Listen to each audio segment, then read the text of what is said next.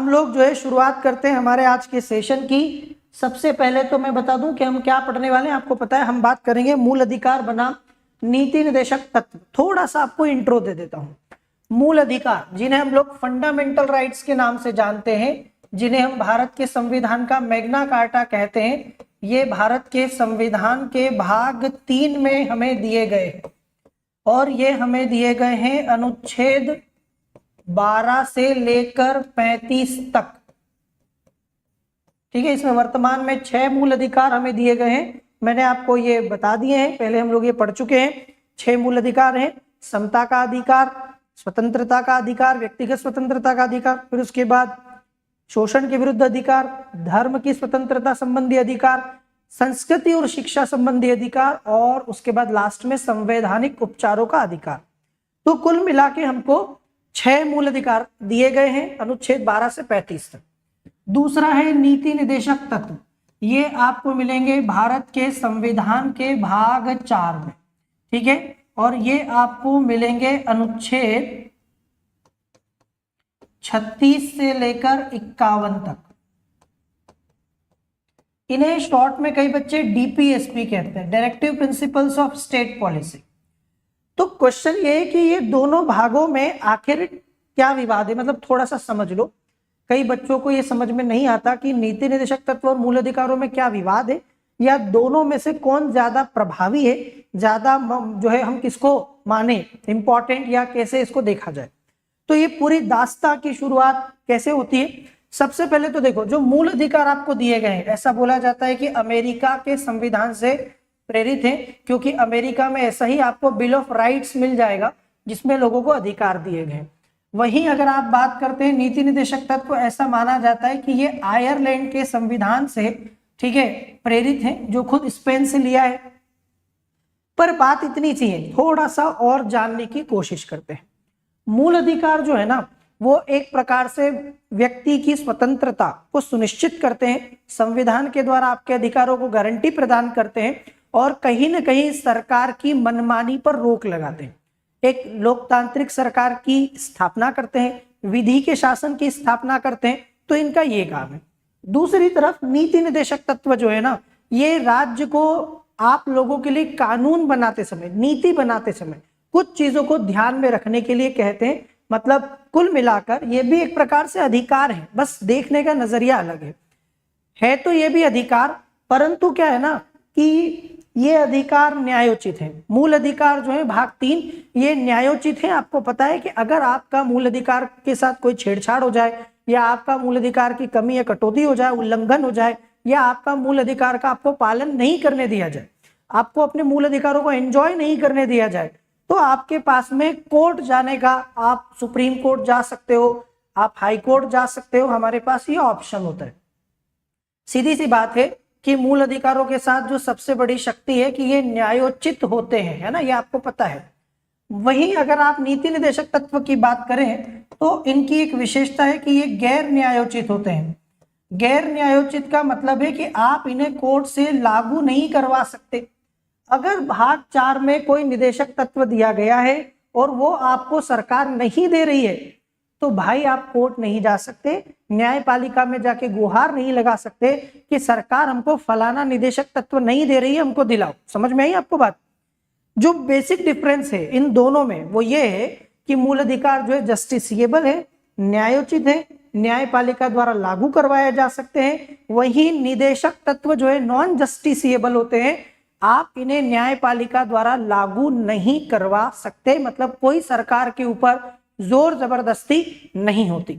इसको ऐसे देखो, एक आप देखो टैक्स पे करते हो कि नहीं करते हो। जब आप टैक्स की बात करते हैं, सरकार आपके ऊपर कोई टैक्स लगा दे, तो क्या आप उस टैक्स से बच सकते हो? नहीं, आपको वो टैक्स पे करना पड़ता है। जैसे इनकम टैक्स, इनकम टैक्स अगर आपको पता है क्या होता है, आय कर। जो भी व्यक्ति एक निश्चित सीमा से आय अर्जित करता है, उसको अपनी इनकम पर, आय पर टैक्स देना पड़ता है। आप मना कर सकते हो? नहीं।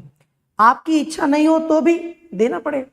कई लोग ना दिल पर पत्थर नहीं, चट्टान रखकर पैसा देते हैं सरकार। पत्थर तो छोटी बात होगी, उनका मन ही नहीं करता सरकार को टैक्स दे। अपनी पैसे से कोई थोड़ा पैसा दूसरे को देने, सरकार को देने की बात करे तो इंसान क्यों देगा? टैक्स ना चाहते हुए भी देना पड़ता है, आपकी इच्छा हो या ना हो, आपको पसंद आए या ना आए, देना तो पड़ेगा। लेकिन जब आप मंदिर जाते हो, आप में से कई लोग मंदिर जाते होंगे, कुछ लोग होंगे जो नहीं जाते होंगे, आपकी अपनी मान्यताओं की बात है, मूल अधिकार है वैसे भी। तो जब आप मंदिर जाते हो तो मंदिर में कई लोग चढ़ावा चढ़ाते हैं, जैसे आरती होती है ना, मंदिर में आरती होती है। अब आरती किसी लड़की का नाम नहीं, आपको पता है, मैं मंदिर में उस वाली आरती की बात कर रहा हूँ जो हम भगवान की उतारते हैं। तो उसके बाद में आप, कई सारे लोग उस आरती की थाली में पैसा देते हैं, कंपलसरी नहीं है, श्रद्धा भक्ति का मामला है। आपके पास पैसा है तो दीजिए, नहीं है तो मत दीजिए, ऐसा जरूरी तो नहीं है कि देना पड़ेगा। दूसरी बात, कितना देना पड़ेगा ये भी तय करती है आपकी पॉकेट। आपकी अगर पॉकेट में 100 रुपए देने की ताकत है तो 100 रुपए दे दो, आपकी पॉकेट में अगर ताकत 10 रुपए की है तो 10 रुपए दे दो। कुछ लोग 1 रुपया भी चढ़ाते हैं और कुछ लोग ना अपने जेब का सबसे फटा पुराना गला नोट जो है चढ़ा देते हैं, क्योंकि वो अपने कर्तव्य की तीसरी करना चाहते हैं। अब मुझे एक बात बताओ, इस फंडे से आपको क्या समझ में आया? इस फंडे से आपको समझ में आया होगा कि मूल अधिकार जो है ना वो ऐसे हैं कि जिनको आपको मिलना ही मिलना है, राज्य की इच्छा हो या ना हो, आपको देना पड़ेगा। दूसरी तरफ डीपीएसपी मंदिर के उस चढ़ावे की तरह है कि जो आपकी इच्छा हो तो आप दो, अगर आपके पास सामर्थ्य है तो दे सकते हो, नहीं दो तो कोई बात नहीं। वैसे ही सरकार जो है ना इनको लागू करने के लिए बाध्य नहीं है। सरकार के पास संसाधन होंगे, सरकार के पास में शक्ति होगी, सामर्थ्य होगा तो आपको दे देगी, नहीं होगा नहीं देगी। अब समझे मेरी बात? तो ये तो चलो आप कहेंगे कि मास्टर जी हमको ये बात तो समझ में आ गई कि दोनों हैं क्या, पर हमें तो वो पढ़ना है ना कि इनमें लड़ाई किस बात की। दोनों हमारे लिए, दोनों संवैधानिक है, तो फिर इनमें विवाद किस चीज का है, विवाद क्यों है? विवाद जो है ना वो बहुत गहराई से आपको समझना पड़ेगा। दरअसल ये पूरा मामला व्यक्तिगत बनाम सामूहिक अधिकार का है। दरअसल मूल अधिकार जो है ना ये आपको पता है देश में एक प्रकार से व्यक्तिगत अधिकार है। भाई मैं घूमना चाहता हूं तो मैं कहीं जाना चाहता हूं, या मेरी इच्छा होगी तो मैं बोलूं, मैं ना बोलूं, मैं धर्म को मानूं ना मानूं, वो मेरे अधिकार है, तो ये व्यक्तिगत रूप से है। दूसरी तरफ निदेशक तत्व जो है ना ये सामूहिक रूप से होते हैं। मतलब राज्य अगर कुछ करता है तो एक व्यक्ति के लिए नहीं करता है, पूरे समाज के लिए करता है। अगर मान लीजिए कि भारत में समान सिविल संहिता या नागरिक संहिता लागू होगी तो क्या किसी एक व्यक्ति के लिए होगी? ये तो पूरे भारत में सभी लोगों के लिए होगी ना, पूरे समाज के लिए होगी। तो निदेशक तत्व जो है ना वो पूरे समाज के लिए होते हैं। और हमेशा आप देखोगे व्यक्तिगत बनाम सामूहिक की लड़ाई जो है चलती रहती। जब आप व्यक्तिगत हितों को प्राथमिकता देंगे तो सामूहिक हित बाधित होते हैं, सामूहिक हितों को प्राथमिकता देंगे तो कई बार व्यक्तिगत हितों के साथ आपको समझौता करना पड़ता है। फॉर एग्जाम्पल, आपके घर के पड़ोस में शादी है। अब घर के पड़ोस में शादी है तो शादी तो आपको पता है भारत में कैसे एंजॉय की जाती है। शादी होगी तो डीजे बजेगा, है ना, डीजे वाले बाबू गाना बजाएंगे। शादी होगी तो जोर जोर से हो हल्ला होगा, नाच गाना होगा, सब होगा। वो परिवार मजे ले रहा है, एंजॉय कर रहा है, अपने परिवार में आई हुई उन खुशियों को सेलिब्रेट कर रहा है। लेकिन उस परिवार की शादी के चक्कर में आसपास के दूर दूर तक मोहल्ले के कई लोगों के घरों में क्या होगा? डिस्टरबेंस होगा। किसी की परीक्षा होगी, वो पढ़ नहीं पा रहा क्योंकि जोर जोर से डीजे वाले बाबू अपना गाना बजा रहे। उसके अलावा किसी के घर में कोई बीमार पेशेंट होगा, कोई मरीज होगा, उसको समस्या हो रही है उस शोरगुल से। तो पूरे मोहल्ले के लोग परेशान हैं, लेकिन एक घर में खुशियां मनाई जा रही। अब वो जाके उसको मना नहीं कर सकते, क्यों? क्योंकि उनके घर में खुशियों का मामला है। ऐसा ही आपके घर में भी होगा। आज आप उसको मना कर दोगे, कल फिर आपके साथ भी होगा। आपके घर में शादी होगी तो आप भी नहीं बजा पाएंगे। तो कहने का मतलब है कि अब आप देखो व्यक्तिगत बनाम सामूहिक वाली बात, अगर हम उस गाने को बंद करवा दें तो पूरे मोहल्ले के लोगों को फायदा, लेकिन उस घर में शादी थी उनका नुकसान। और अगर चलने दें तो एक व्यक्ति का फायदा हो रहा है पर पूरे मोहल्ले का नुकसान हो रहा है। अब आप समझो इस बात को कि जब बात ऐसी आ जाती है कि भाग 3 जो कि व्यक्तिगत रूप से महत्वपूर्ण है और ये हमारे देश में न्यायोचित है, दूसरी तरफ भाग 4 ये गैर न्यायोचित। तो जब भी मान लो कि ऐसा कोई कानून बनाया जाए जो किसी खास वर्ग या समुदाय के लिए हो लेकिन दूसरे लोगों को उससे दिक्कत हो रही हो, तो फिर हमारे सामने ये बात आएगी कि ज्यादा महत्वपूर्ण कौन है। जब आपके सामने भाग 3 और भाग 4 दोनों आ गया, मैं आपको एग्जांपल देता हूं कैसे।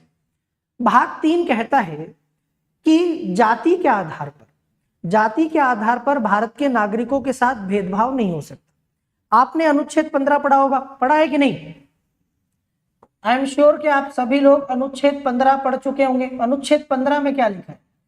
5 आधारों पर राज्य भेदभाव नहीं कर सकता, धर्म, मूलवंश, जाति, लिंग, जन्म स्थान। तो भाई जाति के आधार पर भेदभाव नहीं हो सकता, ये आपका मूल अधिकार है। वहीं दूसरी तरफ भारत के ही संविधान का अनुच्छेद 46 क्या कहता है, जो कि भाग 4 में पड़ता है? ये कहता है कि राज्य सामाजिक और शैक्षणिक रूप से पिछड़े हुए नागरिकों के लिए विशेष प्रावधान करेगा या उनकी उन्नति के लिए काम करेगा। अब राज्य अगर अनुच्छेद 15 की माने तो 46 को कैसे लागू कर सकता है, कैसे उनके लिए विशेष प्रावधान कर सकता है, क्योंकि ये तो भेदभाव हो जाएगा। और अगर वो अनुच्छेद 46 के लिए काम करे, सभी को पीछे वालों को आगे लाने के लिए प्रयास करे, तो ये अनुच्छेद 15 का उल्लंघन हो जाएगा। और ऐसा ही हुआ जब भारत का संविधान बना, तो ये सबसे पहले ये विवाद निकल के आ गया। ये संविधान लागू होने से ही चल रहा है कि भाई भाग 3 ज्यादा महत्वपूर्ण है कि भाग 4 ज्यादा, क्योंकि अगर भाग 3 ज्यादा महत्वपूर्ण है तो फिर भाग 3 का उल्लंघन नहीं हो सकता, भले ही भाग 4 का हो जाए। भाग 4 ज्यादा महत्वपूर्ण है तो 4 का नहीं हो सकता, भले ही भाग 3 के मौलिक अधिकारों का हो जाए। बात समझ में आई? मैंने आपको दोनों में अंतर भी बताया। अंतर क्या है? भाग 3 न्यायोचित है, भाग 4 गैर न्यायोचित है। मूल अधिकारों को न्यायपालिका द्वारा लागू करवा सकते हैं, लेकिन डीपीएसपी को लागू नहीं करवा सकते। मूल अधिकार नकारात्मक माने जाते हैं प्रकृति में, क्योंकि इनकी भाषा राज्य को कुछ करने से रोकने की जैसी है। वहीं भाग 4 सकारात्मक माना जाता है, क्योंकि राज्य को कुछ करने के लिए प्रेरित करता है। मूल अधिकार राजनीतिक लोकतंत्र की स्थापना करते हैं, जबकि नीति निर्देशक तत्व सामाजिक और आर्थिक लोकतंत्र की स्थापना करते हैं। आप समझे मेरी बात? तो ये बेसिक डिफरेंस है दोनों में, जो मैं आपको बता रहा हूं। अब देखो, एक तरफ मूल अधिकारों के पास में न्यायोचित होने वाला पावर कि आप जो है इनको कोर्ट के द्वारा लागू करवा सकते हैं। दूसरी तरफ निदेशक तत्वों के पास गैर न्यायोचित वाला पावर, आप लागू नहीं करवा सकते। तो इस दृष्टि से तो मूल अधिकार ज्यादा ताकतवर दिखते हैं। लड़ाई खत्म। कोई भी पहली नजर में बता देगा कि मूल अधिकार ज्यादा शक्तिशाली है, निदेशक तत्व नहीं है, पर ऐसा नहीं है। निदेशक तत्वों की भी अपनी उपयोगिता है, वरना निदेशक तत्वों को संविधान में डालते ही क्यों? और दूसरी तरफ देखो, अनुच्छेद 37 को लागू करने के लिए राज्य की नैतिक बाध्यता ने दोनों के बीच टकराव को जन्म दिया है। अब राज्य का काम है कि वो सबको साथ लेकर चले। सबको साथ लेकर कैसे चल सकती है? जैसे मान लो मैं आपको एग्जांपल दे रहा था कि आप इनकम टैक्स वाला एग्जांपल फिर से ले लो। जब कोई व्यक्ति सरकार को इनकम टैक्स पे करता है तो उसकी जेब से तो पैसा गया ना, गया कि नहीं गया? आपने मान लीजिए 10,000 रुपए भी टैक्स भरा, तो वो 10,000 रुपए आपने कमाए होंगे मेहनत से, कि फोकट के आए थे आपके पास, दान दक्षिणा से आए थे? वो आपकी मेहनत की कमाई थी, और वो पैसा सरकार ने आपसे लिया है, तो आपका तो नुकसान हुआ 10,000 का। लेकिन वो पैसे से सरकार भारत में दूसरे लोगों को, जो है देश में जो पिछड़े लोग हैं, जो वंचित हैं, जिनके पास संसाधन सुविधा नहीं है, उनके लिए व्यवस्था करेगी।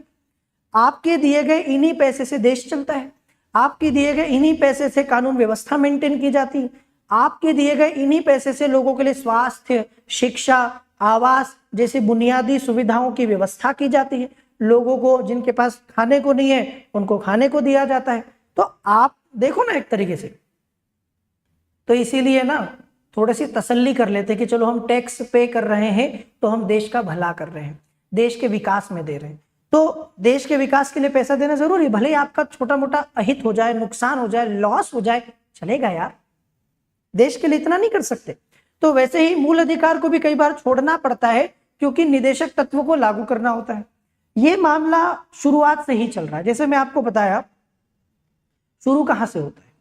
संविधान लागू होने के बाद भारत सरकार ने आरक्षण से जुड़ा हुआ अपना मामला शुरू किया कि भाई हमारे यहाँ समाज में सामाजिक रूप से, शैक्षणिक रूप से पिछड़े लोग हैं, अनुसूचित जाति जनजाति के, तो इनको जो है कुछ सीटों का आरक्षण कर देते हैं कॉलेजेस वगैरह, शैक्षणिक संस्थाओं में। उन्होंने कर दिया। फिर मैंने आपको बताया था एक लेडी जिसका नाम था चंपाकम दोराई राजन, नाम आपको पता है। चंपाकम दोराईराजन मद्रास यूनिवर्सिटी में एडमिशन लेने के लिए गई थी और एडमिशन देने से उसको मना किया गया। चंपाकम दोराईराजन ने पूछा कि मुझे एडमिशन देने से मना क्यों किया जा रहा है, तो फिर उस मामले में उनको सूचित किया गया कि जगह नहीं है, सीट नहीं है। उन्होंने कहा सीट क्यों नहीं है, सीट तो खाली दिखाई दे रही है, अभी भरी कहाँ है सारी सीट। तो उनसे कहा गया कि ये सीट्स जो है वो अनुसूचित जाति और जनजाति के लिए आरक्षित है और इन पर आपको प्रवेश नहीं मिल सकता क्योंकि आप एससी और एसटी में नहीं आती है। उन्होंने इस मामले को कोर्ट में चुनौती दी कि ये सरकार का निर्णय तो गलत है क्योंकि अनुच्छेद 15 में मुझे मूल अधिकार दिया गया है कि जाति के आधार पर मेरे साथ भेदभाव नहीं हो सकता। और उसके साथ अनुच्छेद 29 में भी ये कहा गया है कि राज्य के किसी नागरिक के साथ जाति के आधार पर शैक्षणिक संस्थाओं में प्रवेश से उसको वंचित नहीं कर सकते, वहां भी आधार है। तो ये तो मेरे अनुच्छेद 15 का भी उल्लंघन है मिलोड, और अनुच्छेद 29 का भी उल्लंघन है। अब ये बात कोर्ट में गई। चंपाकम दोराईराजन की बात सही थी, उसमें दम था कि आप जो है ऐसे कोई एरा गेरा कानून बना देंगे और आप किसी के मूल अधिकार उससे छीन लेंगे, ये तो गलत बात है। आपको पता है अनुच्छेद 13 एक मौलिक अधिकार का प्रहरी है, जहां सरकार ने मूल अधिकार की लक्ष्मण रेखा को क्रॉस किया और उधर जो है कान खड़े हो जाते हैं अनुच्छेद 13 के। अनुच्छेद 13 में लिखा है कि अगर मूल अधिकारों को उल्लंघन करने वाला, उनमें कमी करने वाला, कटौती करने वाला कोई भी आदेश, कानून ऐसा कुछ पारित हुआ तो वो मौलिक अधिकारों के उल्लंघन की मात्रा तक शून्य होगा। न्यायपालिका ने इसीलिए क्या किया जानते हैं, न्यायपालिका ने उस कानून को जो कि आरक्षण दे रहा था, जाति के आधार पर भेदभाव कर रहा था, रद्द कर दिया, शून्य घोषित कर कि नहीं, आप मूल अधिकारों का उल्लंघन नहीं कर सकते। ये मामला वहां से शुरू होता है चंपाकम दोराईराजन मामले। सुप्रीम कोर्ट ने व्यवस्था दी थी कि निदेशक सिद्धांत और मूल अधिकारों के बीच में अगर किसी तरह का टकराव होगा तो मूल अधिकार प्रभावी होंगे। मतलब भाग 3 या 4 ज्यादा कौन सा महत्वपूर्ण है, तो उन्होंने कहा भाग 3। आप कोई भी कानून बनाकर और मूल अधिकारों में संशोधन नहीं कर सकते, उनका उल्लंघन नहीं कर सकते। और इधर जो है सरकार को इस आदेश से परेशानी हुई। परेशानी इसलिए हुई क्योंकि सरकार भी तो उधर अनुच्छेद 46 खुद कह रहा है कि राज्य के पिछड़े हुए लोगों के लिए आपको काम करना है, तो कैसे करेंगे अगर ये बीच में आएगा तो उन्होंने किया एक संविधान संशोधन। ये बात है 1951 की। 1951 में जब देश का प्रथम संविधान संशोधन हुआ, पहली बार संविधान में संशोधन कर दिया गया और पहले संविधान संशोधन के तहत भारत के संविधान में एक नया अनुच्छेद जोड़ दिया 15(4) और इसके लिए बकायदा संसद ने अनुच्छेद 368 का प्रयोग किया और विशेष कानून पास किया। अनुच्छेद 368 के तहत पारित किए जाने वाले कानून साधारण कानून नहीं माने जाते, विशेष कानून माने जाते हैं। भाई साहब सभी लोग सेशन को लाइक भी करो भाई, इतना क्या पढ़ने में खो जाते हो कि आपको इतना भी याद नहीं रहता कि हम लोगों की भी कुछ रिस्पॉन्सिबिलिटी बनती है। चलो जल्दी से सेशन को लाइक भी करते जाओ सब लोग बीच में। और फिर सुप्रीम कोर्ट में ये मामला देखो 15(4) जोड़ दिया। और 15(4) क्या था, 15(4) जो है ना वो अपवाद था। किसका, 15(4) अनुच्छेद 15 और 29 का अपवाद था। अपवाद का मतलब है कि यदि अनुच्छेद 368 के तहत ये कानून पारित किया गया था कि यदि राज्य चाहे तो सामाजिक और शैक्षणिक रूप से पिछड़े हुए नागरिकों के पक्ष में, ठीक है, सामाजिक और शैक्षणिक रूप से पिछड़े हुए नागरिकों के पक्ष में कुछ स्थानों का आरक्षण किया जा सकता है। तो अब ये संविधान में ही कर दिया, मतलब अनुच्छेद 15 का अपवाद 15(4) संविधान में आ गया। अब समझो इस बात को, पिछली बार सरकार ने क्या किया था, साधारण आदेश या कानून के द्वारा आरक्षण को लागू करने की कोशिश की जो मूल अधिकारों का उल्लंघन कर रहा था, न्यायपालिका ने रद्द कर दिया। इस बार सरकार ने संविधान संशोधन का रास्ता अपनाया। क्यों, क्योंकि वो विशेष कानून है। इसको भी चुनौती दी गई कि क्या सरकार अनुच्छेद 368 का प्रयोग करके मूल अधिकारों में संशोधन कर सकती है, क्या सरकार के पास इतनी पावर है।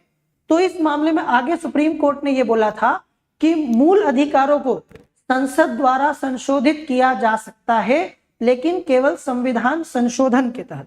मतलब साधारण कानून बनाकर मूल अधिकारों में संशोधन नहीं हो सकता, ये जो अनुच्छेद 13 है, देखो दरअसल सारी बात शुरू होती है अनुच्छेद 13 से। अनुच्छेद 13 में एक शब्द का प्रयोग किया गया है, विधि। आप समझ रहे मेरी बात? लॉ। विधि दो प्रकार की होती है, एक होती है साधारण विधि जो संसद साधारण बहुमत से कानून पारित करती है, और एक होती है विशेष विधि जो कि संविधान संशोधन है, विशेष बहुमत से पारित होता है। तो क्वेश्चन ये था कि ये जो अनुच्छेद 13 में शब्द लिखा है विधि, इसमें साधारण आती है सिर्फ या दोनों आती? आप समझे मेरी बात? यदि सिर्फ साधारण विधि आएगी तब तो फिर आप मूल अधिकारों का संशोधन अनुच्छेद 368 के तहत कर सकते हो, क्योंकि इसके दायरे में नहीं आती। और अगर दोनों आती है तो फिर तो तुम मूल अधिकारों में संशोधन करना भूल ही जाओ, भूल ही जाओ तो बेहतर होगा। ठीक है, तो ऐसा ही है कि यहां पर है ना, यहां पर एक चीज क्लियर कर दी गई कि अगर संसद मूल अधिकारों में संशोधन करती है, किसके द्वारा? संविधान संशोधन द्वारा, तो फिर हम कुछ नहीं कर सकते, क्योंकि ऐसा करने का उनको अधिकार है। लेकिन अगर साधारण कानून से करेगी हम रद्द कर देंगे। तो पहले तो ये मामला ऐसे क्लियर हो गया, लेकिन आगे जाके पेज थोड़ा और फंस गया। कुछ सालों के बाद की बात है, तो यहां तो चीजें क्लियर हो गई। कुछ सालों के बाद एक मामला और आता है। इस मामले को हमारे देश में गोलकनाथ बनाम पंजाब के मामले, गोलकनाथ बनाम पंजाब राज्य के वाद के केस के नाम से जाना जाता है। ये केस आया हुआ था 1967 में। कब? 1967 की बात है, 1967। और ये आपको पता होगा कि भारत में केशवानंद भारती केस के बाद दूसरा सबसे महत्वपूर्ण केस माना जाता है गोलकनाथ बनाम पंजाब राज्य का। तो ये केस हुआ, और इस केस में तो सुप्रीम कोर्ट ने बहुत सारी बातें बदल दी। सुप्रीम कोर्ट ने क्या किया, उसने एक चीज क्लियर कर दी कि भाई तुम भाग 3 को, मतलब मूल अधिकारों को किसी भी कीमत पर टच नहीं कर सकते, तुम छेड़ ही नहीं सकते इसको। क्यों नहीं छेड़ सकते? क्योंकि मूल अधिकार पवित्र है, सेक्रोसेंक्ट है। मतलब तुम चाहे संविधान संशोधन कर लो, चाहे तुम साधारण बहुमत से पास कर लो, चाहे तुम दुनिया का कोई भी कर्म कर लो, भाग 3 को टच नहीं कर सकते। समझ गए? मतलब सुप्रीम कोर्ट ने उस केस में एक ऐसी व्यवस्था कर दी कि मूल अधिकार संसद की पहुंच के बाहर है। मूल अधिकारों में किसी भी तरीके से, किसी भी रूप में, किसी भी समय कोई संशोधन नहीं हो सकता। तो अब सीधी सी बात है कि संसद फिर भाग 4 को लागू कैसे करेगी, क्योंकि भाग 4 के तत्वों को लागू करते समय मूल अधिकार बीच में आते हैं। जैसे उस समय एक अधिकार था भारत में, संपत्ति का मौलिक अधिकार। आप सबको पता है ये बात जब हो रही है ना, तब संपत्ति का अधिकार मूल अधिकार था। तो संपत्ति का अधिकार मूल अधिकार है, मतलब राज्य किसी व्यक्ति से उसकी संपत्ति नहीं छीन सकता। अच्छा, लेकिन दूसरी तरफ भारत के भाग 4 में, संविधान में ये लिखा है कि राज्य तो संसाधनों का समान वितरण करेगा, और ये जो असमानता है इसको खत्म करने की कोशिश करेगा। कैसे करेगा भाई, कैसे करेगा जरा बताओ तो। अगर तुम लोगों से इनकम टैक्स ले नहीं सकते तो फिर दूसरे लोगों के लिए शिक्षा, स्वास्थ्य की व्यवस्था कैसे करोगे? समाज के एक वर्ग से लेकर दूसरे वर्ग को देना पड़ता है कि नहीं पड़ेगा? तो संपत्ति तो लेनी पड़ेगी। भारत में अंग्रेजों के जमाने से कई लोग, बड़े बड़े जमींदार, जागीरदार, लैंड होल्डर जिनको आप कहते हैं, ये बने हुए थे, और इनके पास खूब सारी संपत्ति, जमीन थी। और कई सारे दूसरी तरफ भारत में ऐसे किसान जिनके पास भूमि ही नहीं है। तो आप मुझे एक बात बताओ कि कैसे भारत में न्याय आएगा, कैसे समता आएगी अगर हम उनसे ले नहीं सकते? तो मैं आपसे एक सीधी सी बात बोल रहा हूं, आपको अगर नहीं समझ में आए ना, तो सबसे प्रैक्टिकल एग्जांपल मैं आपको देता हूं। एक तरह से अगर आप देखो ना, तो हमारा संविधान 2 बातें कर रहा है। 2 बातें कैसे? एक है मिस्टर ए और एक है मिस्टर बी। समझो जरा बात को। मिस्टर ए के पास में 100 रुपए है, ठीक है, और मिस्टर बी के पास में 10 रुपए है। अब आप देख सकते हो दोनों में डिफरेंस है, एक के पास 100, एक के पास 10 है। अब हमारा संविधान 2 बातें कैसे कर रहा है यहां पर, ये समझो। एक तरफ हमारा संविधान कहता है कि इन दोनों के पैसों को बराबर कर दो। अब मुझे बताओ कि अगर हम दोनों के पैसे बराबर करें तो कैसे करेंगे। एक के पास 100 रुपए है, दूसरे के पास में 10 रुपए है। बराबर करने के लिए एक ही तरीका है कि हम 100 से कुछ रुपए लें और जो है बी को दे दें। आप समझ रहे मेरी बात कि नहीं समझ रहे? आपको इनसे कुछ पैसे लेने पड़ेंगे ना, तो कितने रुपए आपको इनसे लेने पड़ेंगे? आप इनसे लगभग जो है 45 रुपए ले लीजिए। कितने? 45। जैसे ही आप इनसे 45 रुपए लोगे, इनके पास 55 बचेंगे और इनके पास 45 रुपए जुड़ जाएंगे तो इनके पास भी 55 हो जाएंगे। देखो हो गया बराबर? हो गया कि नहीं हो गया? अब देखो जरा ध्यान से, दोनों के पास 55 रुपीज हो गए। सिंपल था भाई, क्या करना था? ए से कुछ रुपए लिए, 45 रुपए बी को दिए, बराबर कर दिया। पर संविधान एक तरफ तो ये कह रहा है कि दोनों में बराबर करना है, और दूसरी तरफ पता है संविधान क्या कह रहा है? संविधान ये कह रहा है कि ए से तो ले ही नहीं सकते, तुम्हें बराबर तो करना है पर ए से नहीं ले सकते। ये क्या बात हुई? एक बात बोलो ना यार, या तो बराबर करने के लिए बोल दो या लेने के लिए। ये तो दोनों चीजें कैसे, मतलब एक साथ दोनों काम कैसे पॉसिबल? अगर मैं ए से नहीं लूंगा और बी को नहीं दूंगा तो बराबर नहीं होगा। पर आप दूसरी तरफ कह रहे हो बराबर भी करना है, भाग 4 में कह रहे हो बराबर करना है, भाग 3 में कह रहे हो ले नहीं सकते। क्या मजाक चल रहा है? अब ऐसी स्थिति में जब आपको 2 काम करने हो तो मुझे एक बात बताओ कि आपको अगर 2 काम एक समय पर करने हो तो आप कौन सा काम पहले करोगे? बताओ। आप पहले वो काम करोगे ना जो जरूरी है, जो प्रायोरिटी पर पहले नंबर पर होना चाहिए, जरूरी होगा, तो वही तो डिसाइड करना है। ज्यादा जरूरी क्या है, भाग 3 कि 4? ज्यादा जरूरी क्या? आप में से कई सारे बच्चों के मेरे पास कई बार ऐसे क्वेश्चन आते हैं, ऐसे मैसेज भी आते हैं कि सर आखिर हमको इन दोनों में जानने की जरूरत क्या है कि कौन ज्यादा महत्वपूर्ण है? जरूरत है बच्चे, जरूरत इसलिए है क्योंकि बिना जरूरत के हमको पता नहीं चलेगा कि हम पहले किसको लागू करें, हम 3 को लागू करें कि 4 को। अब संविधान को ऐसी हरकत नहीं करना था ना, आप खुद ही बताओ। इसीलिए बार बार भारत में आपने देखा होगा कि न्यायपालिका और विधायिका का टकराव होता था। एक तरफ संसद कानून बनाती थी, न्यायपालिका उसको रद्द कर दी, फिर संसद कानून बनाए, न्यायपालिका रद्द कर दे। अब गोलकनाथ के केस में तो सुप्रीम कोर्ट ने सारी लड़ाई खत्म कर दी कि तुम जो है मूल अधिकारों में संशोधन कर ही नहीं सकते, मतलब ये महत्वपूर्ण है, तो फिर बराबर नहीं कर सकते आप, मतलब बराबर करने वाली बात भूल जाओ। तो ऐसा भी तो नहीं, बराबर तो करना ही पड़ेगा।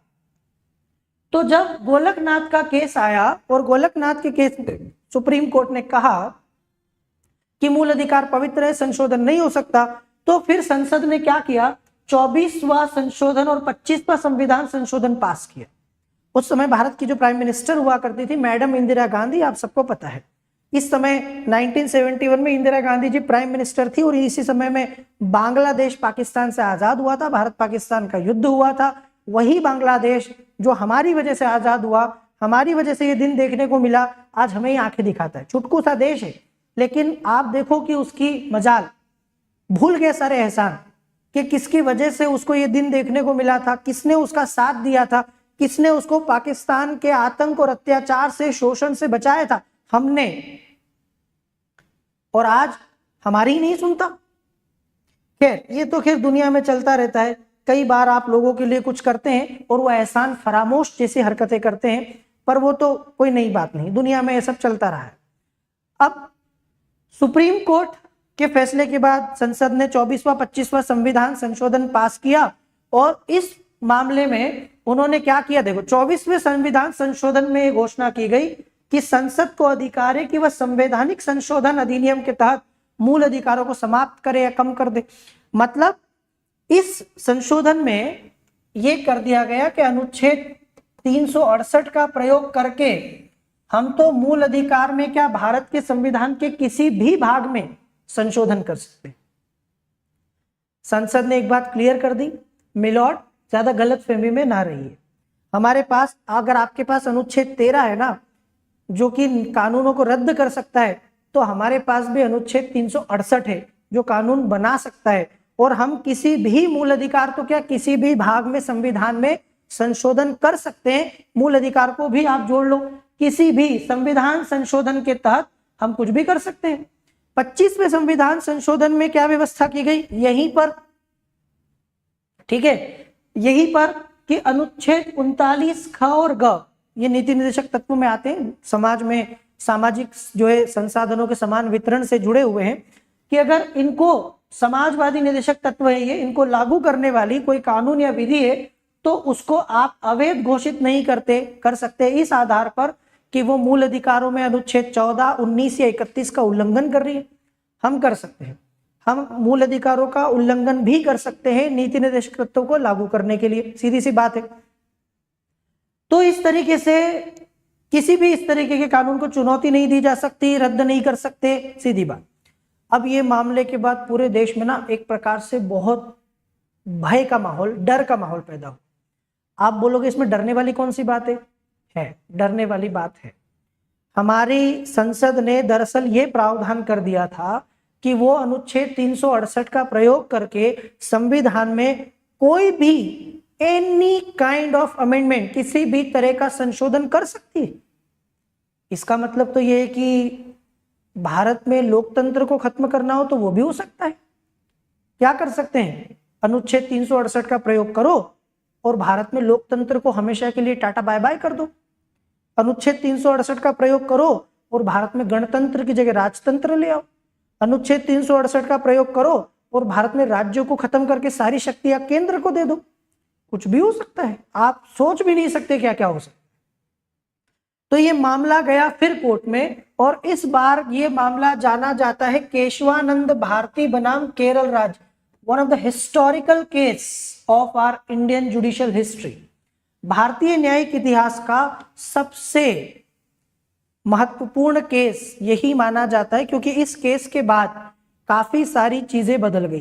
केशवानंद भारती बनाम केरल राज्य में 1973 में इस पूरे अनुच्छेद 24वें संविधान संशोधन और 25वें संविधान संशोधन को चुनौती दी गई, रिव्यू करवाया गया कि ये तो गलत है।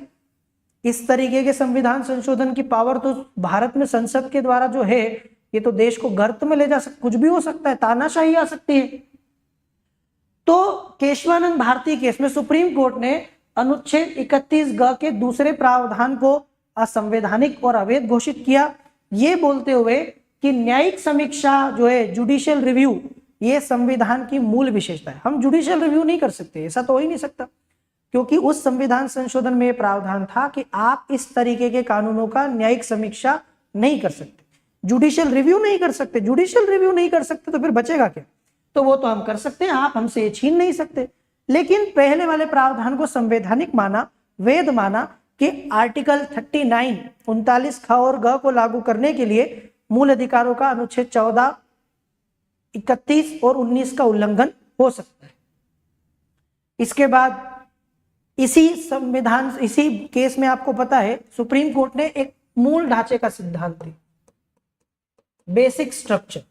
यहीं पर सुप्रीम कोर्ट ने कहा कि हमारे संविधान के कुछ तत्व, कुछ प्रावधान ऐसे हैं कि जो संविधान के होने के लिए जरूरी है, आप इन्हें हटा नहीं सकते। संविधान के ये प्रावधान यदि हटा दिए जाएंगे तो संविधान का अस्तित्व ही खतरे में पड़ जाएगा, संविधान का कोई अर्थ नहीं रह जाएगा, इस संविधान को कचरे में फेंकना पड़ जाएगा। तो बेसिक स्ट्रक्चर का सिद्धांत, मूल ढांचे का सिद्धांत यहीं पर आया, और सुप्रीम कोर्ट ने कहा कि आप भाग 3 में, पहली बात तो मैं आपको बता दूं, केशवानंद भारती केस में गोलकनाथ के फैसले को पलट दिया। कैसे पलट दिया? पहले क्या कहा था?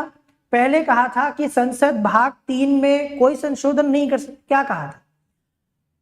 गोलकनाथ के केस में सुप्रीम कोर्ट ने कहा था कि आप मूल अधिकार में संशोधन नहीं कर सकते, चाहे आप कुछ भी कर लें, आप चाहे अनुच्छेद 368 का प्रयोग कर लें, संविधान संशोधन कर लें, कुछ भी कर लें। तो उस मामले को पलट दिया और केशवानंद भारती केस में बोला गया कि आप मूल अधिकारों में संशोधन कर सकते हो।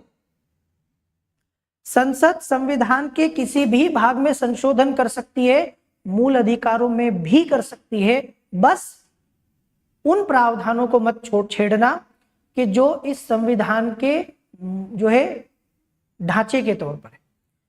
बेसिक स्ट्रक्चर, अगर आपने उसको छेड़ा ना तो फिर तो दिक्कत हो जाएगी। तो फिर ये केस अपने आप में ऐतिहासिक बन गया। और आपको पता है 13 कितने जज थे, 13 न्यायाधीशों की बेंच, बहुत बड़ी बात होती है सुप्रीम कोर्ट के 13 जज बैठ के एक साथ किसी मामले पर सुनवाई करें और फैसला दे। इससे बड़ी बेंच आज तक भारत में किसी भी केस में नहीं मिलेगी आपको। एक बार क्वेश्चन है थोड़े दिन पहले की बात है, केबीसी में भी पूछा था कौन बनेगा करोड़पति में, तो भारत में सबसे बड़ी जो बेंच है जजों की, संवैधानिक पीठ, वो केशवानंद भारती के, सबको पता है ये बात। और फिर इसके बाद फिर भी संसद चुप नहीं बैठी। 42वें संविधान संशोधन, जिसको आप जानते हैं मिनी कॉन्स्टिट्यूशन कहते हैं भारत, क्या बोलते हैं इसको, भारत में कई लोग लघु संविधान के नाम से जानते हैं। तो जो 42वां संविधान संशोधन भारत में हुआ, लघु संविधान जिसको आप कहते हो, इस संविधान संशोधन के द्वारा सुप्रीम कोर्ट के फैसले को फिर पलटने की कोशिश की गई। इसके द्वारा व्यवस्था की गई कि अगर भाग 3 और भाग 4 की लड़ाई होगी तो भाग 4 ज्यादा प्रभावी होगा। मतलब भाग 4 को लागू करने के लिए हम तो किसी भी हद तक जा सकते, किसी भी प्रावधान से छेड़छाड़ कर सकते हैं। और इस तरह से ये 42वां संविधान संशोधन आया। इस मामले में फिर केस हुआ और अगले केस को दुनिया मिनर्वा मिल्स के केस के नाम से जानती है। आपने सुना मिनर्वा मिल्स का केस? मिनर्वा मिल्स 1980 में एक केस हुआ था मिनर्वा मिल्स वाला। इस केस में सुप्रीम कोर्ट ने उस प्रावधान को असंवैधानिक और अवैध घोषित कर दिया। मतलब कि आप किसी भी तरीके से ये गलतफहमी मत रहना कि आप कोई भी प्रावधान में संशोधन कर सकते हो और मूल अधिकार निदेशक तत्वों से नीचे या प्रभावी होंगे। ये जो लड़ाई चल रही थी बार बार, फिर सुप्रीम कोर्ट ने एक बार क्लियर कर दिया कि मूल अधिकार निदेशक तत्वों से बड़े हैं, प्रभावी है उनके ऊपर। ठीक है, ये इनसे नीचे है। ऊपर का दर्जा मूल अधिकारों का होगा क्योंकि वो न्यायोचित है, उनके लिए संविधान गारंटी देता है, भाग 4 की गारंटी नहीं देता। भाई समझो इस बात। हमारे यहाँ आपने देखा होगा कि लोग सरकारी नौकरी को प्राइवेट जॉब से क्यों महत्व देते हैं, बताओ। सरकारी नौकरी में कई लोग छोटे पद पर भी होते हैं ना, तो उनको समाज में लोग इज्जत देते हैं, उनकी एक अलग ही वैल्यू होती है। दूसरी तरफ प्राइवेट जॉब में व्यक्ति बड़े पद पर भी होता है तो कई बार लोग उसकी उतनी इज्जत नहीं करते, क्योंकि सरकारी नौकरी गारंटी देती है आपको कि आप हटाए नहीं जाओगे, आप सरकारी दामाद बनकर रहोगे रिटायरमेंट तक। एक सरकारी नौकर को अपने पद से हटाना अपने आप में बहुत मुश्किल काम है और बहुत कम लोग जो है हटाए जाते हैं। जबकि प्राइवेट जॉब में आपको पता है कि गारंटी नहीं है, किसी को कभी भी हटाया जा सकता है। अगर कंपनी घाटे में जा रही, छटनी हो जाएगी, कर्मचारियों को निकाल देगी। सरकारी नौकरी में ऐसे किसी को निकाला थोड़ी ना जाता है। सरकारी नौकरी परमानेंट होती है। भाई सरकार का विभाग है वित्त विभाग, वो बंद थोड़ी हो जाएगा। रक्षा विभाग बंद हो जाएगा क्या? तो जैसे आप देखो कि गारंटी, सुरक्षा, इस वजह से सरकारी नौकरी को ज्यादा महत्व देते हैं लोग, प्राइवेट जॉब को कम देते हैं। वैसे ही भाग 3 को गारंटी दी गई है, भाग 4 को नहीं दी गई है, तो भाग 3 ज्यादा महत्वपूर्ण है। पर फिर भी सुप्रीम कोर्ट ने एक बात और बहुत अच्छी की, क्या बार बार ये लगा रखा है भाग 3 के भाग 4, भाग 3 के भाग 4, बार बार मुंह उठा के हमारे पास आ जाते हो कि मिलॉर्ड बताओ भाग 3 ज्यादा इंपॉर्टेंट है कि भाग 4? यही करते रहे क्या जिंदगी भर, सारा काम धंधा छोड़ के तुम्हारे लिए? हर थोड़े दिन में तुम आ जाते हो सब, फिर बता दो एक बार भाग 3 ज्यादा, देखो संसद ने ये कर दिया, फिर ये कर दिया, वो कर दिया, भाग 3 4 3 4, क्या है ये? आगे बढ़ना है कि नहीं बढ़ना है जिंदगी में? तो इसीलिए इस बार सुप्रीम कोर्ट ने क्या किया पता है? इस बार सुप्रीम कोर्ट ने बात ही खत्म कर दी। बात कैसे खत्म कर दी? इस मामले में सुप्रीम कोर्ट ने कहा कि अगर आपको लगता है कि भाग 3 या 4, तो हम कहते हैं दोनों खत्म। आप किसी एक को ज्यादा महत्व नहीं दे सकते। आप अगर मुझसे ऐसा पूछें कि एक रथ, चैरियट जिसको आप कहते हैं, रथ आपने देखा हो ना, पहले घोड़े के द्वारा खींचा जाता था, आपने बड़े बड़े सीरियल्स वगैरह में भी देखा होगा। तो महारथी रथ पर बैठकर युद्ध में लड़ने जाते हैं, और उस समय अगर आप पूछें उस रथ पर बैठने वाले से कि मुझे एक बात बताओ कि तुम्हें युद्ध क्षेत्र तक ले जाने में और जिताने में रथ के किस पहिए का ज्यादा योगदान था? तुम्हारा लेफ्ट वाला पहिया ज्यादा काम आया तुम्हारे कि राइट वाला? अरे वो हंसेगा, आप क्यों, क्या मूर्ख जैसी बात कर रहे हो? दोनों पहिए, ऑफ कोर्स दोनों पहियों से ही गया था, दोनों पहियों से लड़ा और दोनों पहियों से जीता हूं। अब ये राइट लेफ्ट वाली बात कहां से हो गई? ये तो कोई क्वेश्चन ही नहीं बनता। तो दोनों जरूरी है, अगर राइट नहीं होगा तो लेफ्ट किसी काम का नहीं, और लेफ्ट नहीं होगा तो राइट किसी काम का नहीं। तो उन्होंने यही कहा कि मूल अधिकार और निदेशक तत्व दोनों जो है ना, ये एक प्रकार से बैलेंस है इनके बीच। हमारे संविधान जो है ना, वो इन दोनों के बीच संतुलन के रूप में बैलेंस करता है। हमको दोनों चाहिए। आप किसी एक से काम नहीं चला, अगर आप कहो कि भाग 3 अकेला काम कर लेगा, 4 की कोई वैल्यू नहीं, ऐसा नहीं।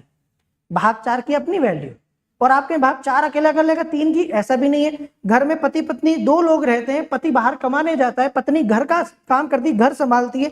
अब मुझे बताइए कौन ज्यादा इंपॉर्टेंट? मूर्ख लोग तो ये कहेंगे कि पति बाहर कमाने जाता है, वो पैसा लाता है तो वो इंपॉर्टेंट, ऐसा कुछ भी नहीं। घर के लिए दोनों जरूरी है। एक व्यक्ति घर जा रहा है, घर से बाहर जा रहा है, काम कमा रहा है, पैसे ला रहा है, तो दूसरा व्यक्ति घर संभाल रहा है, बच्चे पाल रहा है। दोनों की जरूरत है। क्या अकेला आदमी दोनों काम कर सकता है? नौकरी पर भी चले जाएगा, जॉब भी कर लेगा, फिर घर आके बच्चों को टिफिन बनाना, बच्चों को स्कूल भेजना, सारे घर के काम करना, अकेला आदमी सब काम कैसे करेगा? तो अगर आपसे कोई क्वेश्चन पूछे कि घर गृहस्थी की गाड़ी में या घर गृहस्थी में पति ज्यादा महत्वपूर्ण है कि पत्नी, तो इसका तो आंसर सीधी सी बात है कि दोनों ही महत्वपूर्ण है। हमें तो दोनों चाहिए, अकेले से तो काम नहीं चलेगा ना। जिसकी ऐसी सोच है तो वो गलत है, वो मानसिक दिवालियापन का शिकार है।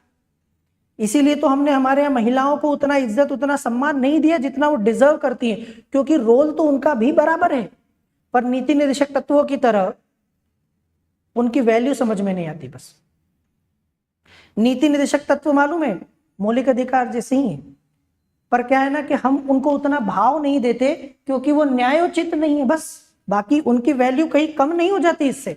वो भी आपके लिए उतना ही करते हैं जितना भाग 3 के अधिकार करते हैं।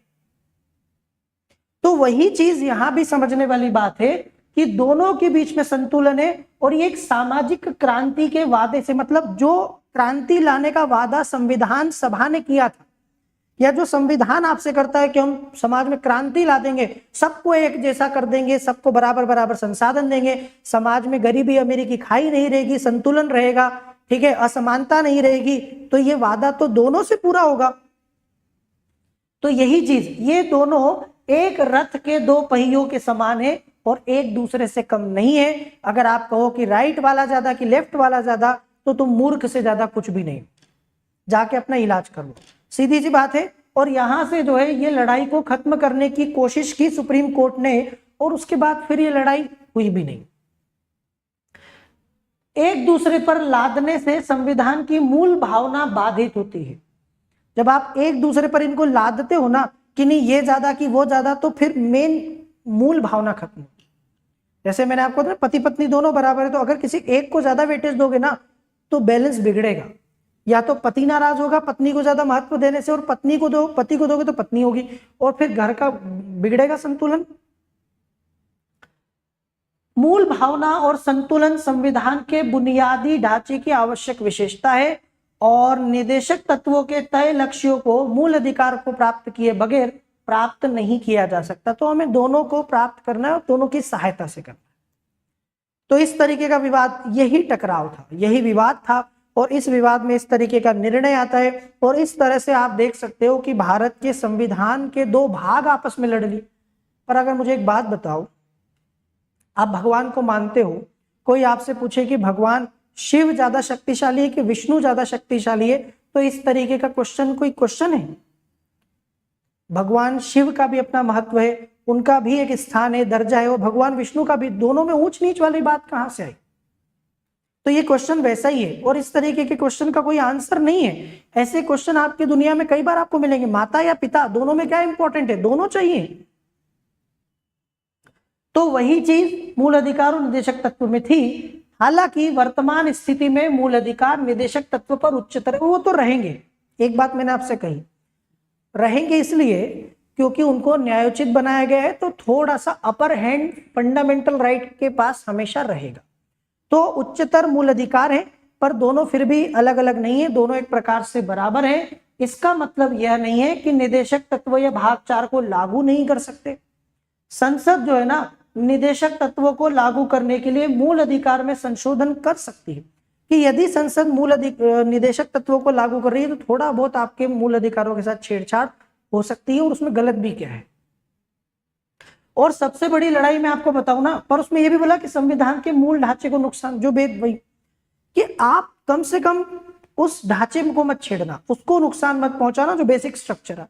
अब जो मेन लड़ाई का कारण था वो था अनुच्छेद 31, संपत्ति का मूल अधिकार, क्योंकि बार बार मामला यहां फंसा।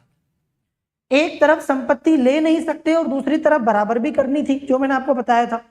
आखिरकार 44वां संविधान संशोधन जो भारत में हुआ था 1978 में, उसके तहत संपत्ति के मूल अधिकार को हमेशा के लिए हटा दिया। अब संपत्ति का मूल अधिकार नहीं था, तो जो विवाद बार बार मेन यहां से आ रहा था वो खत्म हो गया। इसीलिए इस तरीके के विवाद उसके बाद में आपको नहीं दिखाई देते।